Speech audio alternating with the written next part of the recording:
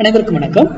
இன்னைக்கு pre market அனலைஸ்ல இந்த strike எந்த விலைக்கு மேல எபோ சஸ்டெயின் ஆனா பிலோ சஸ்டெயின் ஆனா மார்க்கெட் என்ன அப் சைடு இருக்குமா டவுன் சைடு இருக்குமா அப்படிங்கிறத பார்க்கலாம்.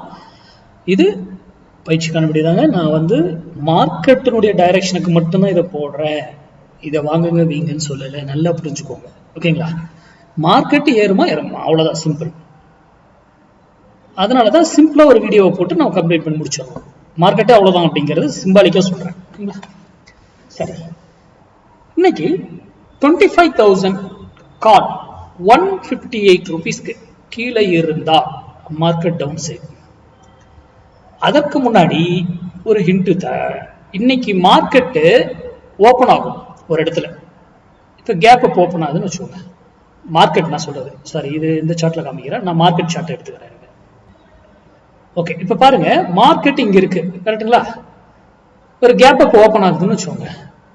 நல்லா புரிஞ்சுக்கோங்க. இப்ப கேப் அப் எங்கேயோ ஒரு இடத்துல ஓப்பன் ஆகுது அப்படின்னா இந்த ரூல் இந்த ஓப்பன் எங்க ஆகுதோ அங்க அந்த ஓப்பன் பிரைஸ்க்கு ஒரு லைன் போடும். இன்னைக்கு தான் அது ஒர்க் ஆகுறதுக்கு வாய்ப்புகள் அதிகம், ஓகேங்களா? அந்த ஓப்பன் பிரைஸ் எது இருக்கோ அதுக்கு லைன் போடுவோம். அந்த ஓப்பனுக்கு கீழே இருக்கிற வரைக்கும் மார்க்கெட் டவுன் சைடு தான் பாசிபிள், ஓகேங்களா? அதை மட்டும் வைத்து ட்ரேட் பண்ணக்கூடாது. நான் எப்பயும் யூடியூப்ல யாரும் சொல்றதையும் நம்பாதீங்க, இன்க்ளூடிங் மீ. நான் சொல்றதையும் தான் நம்பாதீங்க.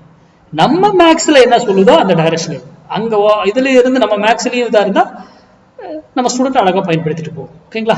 இதை நம்ம போஸ்ட் மார்க்கெட் ரிப்போர்ட்ல என்ன நடக்குதா இல்லையான்னு செக் பண்ணுவோம். மேல ஓப்பனுக்கு மேல இருந்துச்சுன்னா விட்டுருங்க, நெக்லெக்ட் பண்ணிடுங்க, தவிர்த்துடுங்க. ஓப்பனுக்கு கீழே இருந்தாதான் கன்சிடர் பண்ணுவோம். ஓப்பனுக்கு மேல இருந்தா தவிர்த்துடுங்க, ஓகேங்களா? சரி, இப்போ 25,000 கால் 158 மேல இருந்தா எபோ அப் சைடு மார்க்கெட், 158 கீழே இருந்தா மார்க்கெட் டவுன் சைடு, ஓகேங்களா?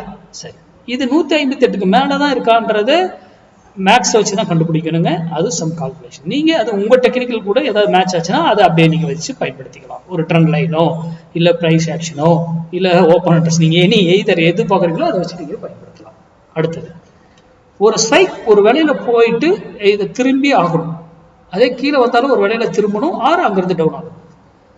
அது ரிவர்சல்னு ஒரு பாயிண்ட் நடந்தே ஆகணுங்க, ரூல் அது, ஓகேங்களா? அப்போ அதெல்லாம் ஏன் நடக்குது அப்படின்றது நீங்க பிராக்டிஸ் பண்ணுங்க.